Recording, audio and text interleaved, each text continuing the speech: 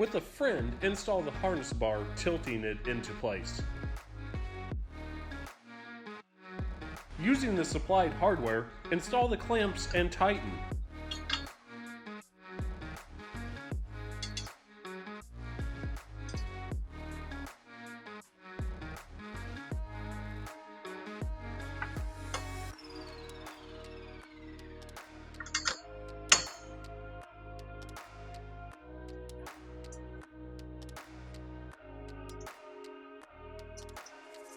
Be sure to check with your harness supplier for installation recommendations.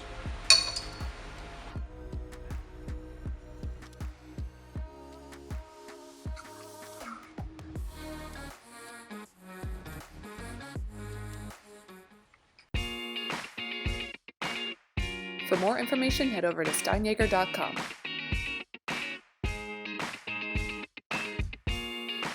Be sure to follow us on YouTube and Facebook to see more awesome stuff that we're working on. Thanks for watching.